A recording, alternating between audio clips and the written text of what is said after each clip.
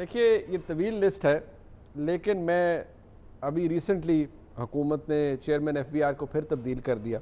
अब अगर आप देखें ये एफबीआर के जब से ये हुकूमत आई है जनाब इमरान खान की, ये तकरीबन कोई 5 चेयरमैन तब्दील हो चुके हैं। पहले रुखसाना यास्मीन साहिबा थी, वो 2 महीने के लिए रहीं। जाजेब खान साहब आए, वो 9 महीने के लिए रहे। शब्बर रिजवी साहब को लाया गया प्राइवेट सेक्टर से, वो 11 महीने तक रहे। नौशीन अहमद साहिबा 2 महीने तक रहीं। और जावेद गनी साहब को बाय द वे अब भी एक एडिशनल चार्ज दिया गया है, परमानेंटली उनको भी नहीं वहाँ पर रखा गया है। सेक्रेटरी कॉमर्स 2 साल के अरसे में 4 तब्दील किए गए। पंजाब के अंदर जो आईजीज़ हैं, इंस्पेक्टर जनरल पुलिस हैं, अगर मैं उनकी बात करूं तो इस वक्त शोएब दस्तगीर साहब 5वें आईजी हैं जो कि पंजाब में। चलें कलीम इमाम साहब को आप निकाल दें, वो केयर टेकर सेटअप में लगाए गए, लेकिन उसके बाद मोहम्मद ताहिर साहब आए मुख्तसर अरसे के लिए, अमजद जावेद सलीमी साहब आए मुख्तसर अरसे के लिए, आरिफ नवाज़ खान साहब आए, वो भी मुख्तसर अरसे के लिए, और अब शोएब दस्तगीर साहब हैं। चीफ़ सेक्रेटरीज़ की आपकी बात करें तो 4 चीफ़ सेक्रेटरीज़ तब्दील हुए हैं पंजाब के अंदर। फाइनेंस सेक्रेटरीज़ तकरीबन 3 तब्दील हो चुके हैं। बोर्ड ऑफ इन्वेस्टमेंट के जो चेयरमैन हैं वो 4 तब्दील हो चुके हैं। पंजाब के अंदर भी अगर सेक्रेटरीज़ की हालात देखे जाएँ तो ख़ास तौर पर एक ऐसी सेक्रेटेरिएट जहाँ जैसे एजुकेशन के हवाले से, वहाँ पर भी एक लंबी लिस्ट है सेक्रेटरीज़ की जो तब्दील की गई है। अब ये ब्यूरोक्रेटिक चेंजेस भी हो सकती हैं, लेकिन इदारों की बात हो रही है ना। अब इदारे, अब एफबीआर एक इदारा है। वज़ीर-ए-आज़म इमरान खान तब्दीलियों के हवाले से, बहुत रैपिड तब्दीलियों के हवाले से क्या फरमाते रहे हैं, ज़रा सुन लें। स्पीकर साहब, 11 सालों के अंदर 10 चीफ एग्जीक्यूटिव पीआईए के हटाए गए हैं। 10 चीफ एग्जीक्यूटिव 11 सालों में। कौन सा दुनिया का इदारा चल सकता है जिधर 11 सालों में 10 उनके हेड्स बदल जाएं? एक क्रिकेट टीम को भी तबाह करना हो, उसके 10 कैप्टन बदल दे 11 साल में, वही बैठ जाएगी। कोई भी दुनिया में इदारा नहीं चल सकता। फरक साहब, उधर 10 बने हैं 11 सालों में, इधर 2 सालों में 5 एफबीआर के चेयरमैन बदल गए हैं। ये खुला भी नहीं, को बहुत ही खुला तजाद है। इसकी क्या एक्सप्लेनेशन है जनाब? देखिए, बात यह है कि आपने एफबीआर की बात की, इदारे के हवाले से बात की, तो इदारे की कारकर्दगी देख लें कि आपके 18 लाख आपके जो थे टैक्स पेयर थे, उसके अंदर 26 लाख हो गए। पाकिस्तान ने पहली बार जो है वो 4000 अरब रुपए का टैक्स कलेक्ट किया है। ठीक है जी। और वो भी अगर हमारा ये 3 माह के अंदर अगर ये कोविड की सिचुएशन ना आती तो हम 4800 के जो हमारा टारगेट था उसको हम टच कर जाते। 800 अरब रुपए का रेवेन्यू का शॉर्टफॉल हमारा हुआ उसके अंदर, लेकिन हमने पिछले साल की बनस्पत टारगेट में ज्यादा अचीव किया। पहली बार 4000 अरब रुपया अचीव किया। और जो पाकिस्तान का डायरेक्ट टैक्सेशन है, यानी जो आपकी इनकम टैक्स है, उसके अंदर भी जो है वो 10% इजाफा हुआ है पिछले साल की बनस्पत। तो इदारे की कारकर्दगी तो बेहतर हुई है। जब वज़ीर-ए-आज़म बात कर रहे थे पीआईए के हवाले से, तो पीआईए तो डिक्लाइन जाती जा रही। जो वक्त तो बड़े अहल लोग बैठे हुए थे ना, जो क्लेम करते हैं बड़े तजर्बाकार हैं, सर मिसाल दी ना इदारे की। आप ये कह रहे हैं कि ये 5 चेयरमैन तब्दील करने से मामला ठीक हुए हैं फरूख साहब? मतलब ये 5 चेयरमैन को लगाकर आपने बेहतर ली है? देखें, बात ये है कि हमारा वज़ीर-ए-आज़म ने शब्बर रैदी साहब को जब टास्क दिया, ये सारी बात है कि रिफॉर्म्स लेकर आनी है। इसके अंदर, इस इदारे के अंदर बहुत बेहतरी की गुंजाइश है। खान साहब से स्टार्ट लिया वो बवजह उनकी तब बवजह नहीं, मैं शब्बर रैदी साहब जहांदेव साहब को दिया चार्ज, उसके बाद शब्बर रैदी साहब को मौका दिया। उसकी वजह जब उनकी सेहत खराब हुई तो उन्होंने खुद उसके ऊपर माजरत की। उस पर जो है वो नसीम साहबा को बजट तक के लिए चार्ज दिया गया था। अभी जो है वो अभी जावेद साहब को चार्ज दिया गया है। और मैं समझता हूँ कि इसके ऊपर वज़ीर-ए-आज़म साहब ने ये डिसीजन लिया है। और एफबीआर को बेहतर करना जो मकसद है वो हमारा टारगेट है। सर वो बाप करें बेहतर, लेकिन सिर्फ ये एक्सप्लेन कर दें कि आप इसे डिफेंड कर रहे हैं 5 चेयरमैन को। आप ये कह रहे हैं कि ये तरीकाकार ठीक था, 5 चेयरमैन को कारकर्दगी की बिना पर लाए गए, निकाले गए। देखें, बात ये है कि जो ब्यूरोक्रेट काम करेगा वो रहेगा, जो नहीं काम करेगा वो फारिग होगा कारकर्दगी की बुनियाद के ऊपर। फिर वो शायद पीआईए का भी, बाकी हुकूमतें भी यही कहेंगी ना कि वो 10 साल में हमने 11 इसलिए बदले कि वो काम नहीं करते थे, इसलिए बदलते रहे। और पीआईए भाई मेरे पीआईए की आप मिसाल ना दें। नहीं, मैं नहीं दे रहा, मैं तो जो आर्गुमेंट आप मुझे दे रहे हैं मैं तो उसी को फ्लिप कर रहा हूँ ना। सुन ले, मैं जान न रहा, मैं कह रहा हूँ कि शुजात सुन ले ना। शुजात अजीम को ला के बैठा दिया गया, जो वो जाती दोस्ती निभाई गई। अच्छा एजाज हनून आसिफ अली जरदारी ने लगाया, नदीम यूसुफ जो लगाए चेयरमैन पीआईए, वो भी जाती दोस्ती के ऊपर लगाए गए। आज जो पीआईए के मौजूदा चेयरमैन है, ये तो पिछले 2 साल से है ना, पीआईए में तो कोई नया चेयरमैन नहीं आया।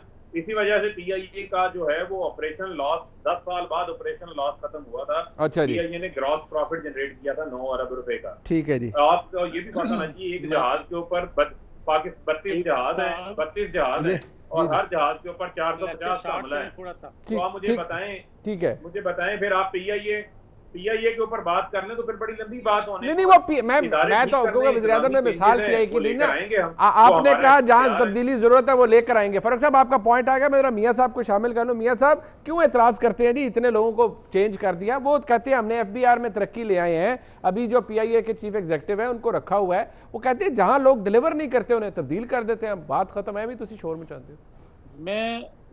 मैं इनकी तब्दीलियों बात करने से पहले सिर्फ इतना अर्ज करूंगा कि इससे पहले फरूख ये बात कर रहे थे कि माइनस नवाज शरीफ हमने तो नहीं किया।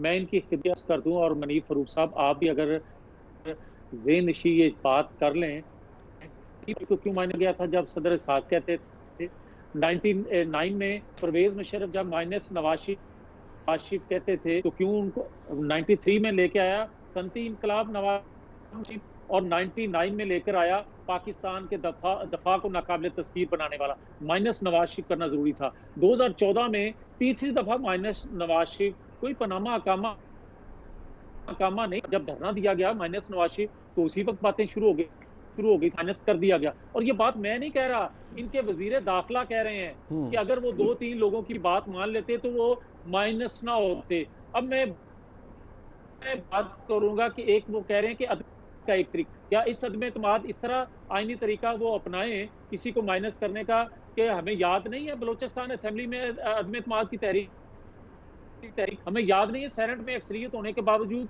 हम अकलियत में रह गए। ये सारी चीजें हमारे जहन में है और कौम के भी नजरों के सामने है। अब आपने जो सवाल किया है ना, मैं उस पर आता हूँ। मैं ये कहता हूँ कि बात सिर्फ ये सादा सी नहीं है कि जनाब तब्दीलियां की जा रही हैं। भाई अगर कोई टेक्नोक्रेट, अगर कोई बैरोक्रेट काम नहीं करेगा, ये हुकूमत वक्त का हक होता है उसको तब्दील करना। मगर मुझे कोई ये तो बताए, और भाई सरप्लस थी बिजली का आज शॉर्टफॉल क्यों है, लोड शेडिंग क्यों है? ये कोई पूछता नहीं है कि गवर्नेंस इनकी क्या है? कोई ये नहीं पूछता कि आज गंदम जो है ये 5 लोगों ने काट। अच्छा, ये नहीं पूछता कि दोस्तों को कैसे नवाजा जाता है। जब आप पेट्रोल का रेट कम करते हैं तो पेट्रोल मिलता नहीं है, और जब 25 रुपए उसके बढ़ा देते हैं तो उसी वक्त आपको पेट्रोल मिलना शुरू हो जाता है। ये सारी डॉलर की कीमत किस तरह ऊपर जाती है।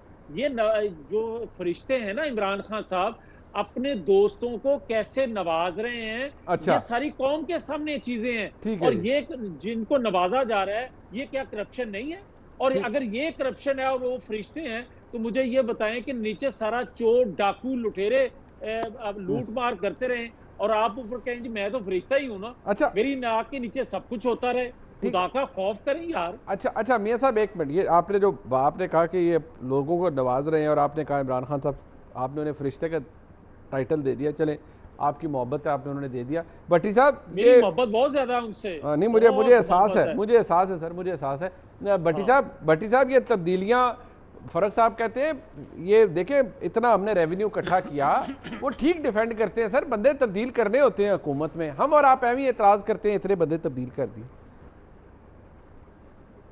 देखिए पहली बात तो ये है कि उनका हक है, वो हुकूमत में है, जो करें, जो करना चाहते हैं करें। कल को ये ना कहें कि हम मुनीब साहब या इरशाद भट्टी या जवेद लतीफ़ साहब के कहने पर हमने किया, खुद करें, अपने फैसले करें। लेकिन 22 महीनों में तीसरा वज़ीर इत्तलात, 4 IG Punjab, 4 chief secretary Punjab, 5 FBR chairman, 5 board of investment के चेयरमैन, 3 SCCP के chairman, 4 secretary commerce, 3 finance secretary, 6 education secretary Punjab, 70% ओहदों पर वफाक और पंजाब और KPK में 2 मरतबा तब्दीली, 20% ओहदों पर एक एक तब्दीली, 10% ओहदे जिन पर पहले दिन जो लगे हैं वही लगे हुए हैं, और इन 10% में ज़्यादा KPK हैं। KPK के चीफ सेक्रेटरी और IG कितने बदले हैं ये आप चेक कर लीजिएगा। पंजाब में 2 मरतबा मुकम्मल तब्दीलियों का झक्खड़ चल चुका है।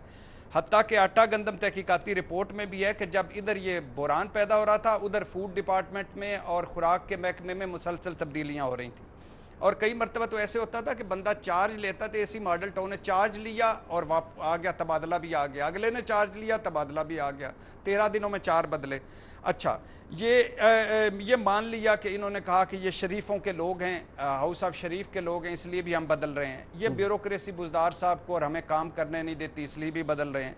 ये कुछ नालायक लोग थे, इसलिए भी बदल रहे हैं। ये साजिशें कर रहे हैं, इसलिए भी बदल रहे हैं। ये रुकावटें डाल रहे हैं हमारे एजेंडे में, इसलिए भी बदल रहे हैं। मान लिया ये कर ये तब्दीलियां करके फिर नैब से ब्यूरोक्रेसी को निकाल दिया। नैब से ऑर्डिनेंस, ये ब्यूरोक्रेसी होती है जो सियासतदानों को भी चोर रास्ते समझाती है ब्यूरोक्रेसी। ये अब वालिदैन होते हैं सियासतदानों के, जो जीत के आते हैं ना, उनको भी रास्ते बताते हैं कि इस तरह कर लो तो इस तरह हो जाएगा। अच्छा, फिर दोहरी शरीयत वाले और जो करप्शन वाले ब्यूरोक्रेट थे वो मामले भी पेंडिंग कर दिए, मान लिया। अच्छा, फिर उसके बाद गवर्नेंस परफॉर्मेंस का ये हाल क्यों है जो आज है? यानी चीनी गंदम वाफर मिकदार में आटे का बुरान पैदा हुआ, चीनी से गोदाम भरे हुए थे, चीनी बुरान पैदा हो गया, पेट्रोल मौजूद था, पेट्रोल बुरान पैदा हो गया, अद्वियात की कीमतें आसमान पर चली गईं, जखीरा अंदोजी ना रुक सकी, महंगाई ना कंट्रोल हो सकी, 23 महीनों में कोई मेगा प्रोजेक्ट सामने ना आ सका, 22 महीनों में रोज नया बयान, रोज नई मिसमिस, रोज नालायकी, हर रोज मजाक, हर रोज ठट्ठा। ये क्यों है? आखिरी 2-4 फिक्रे, ये क्यों है? इसलिए है कि जब ये आपने सब कुछ कर लिया, ये नहीं होना था। आपकी ऊपर की टीम बदलने वाली है, right people for right job नहीं है, पॉलिटिकल टीम बदलने वाली है, मशीर बदलने वाले हैं।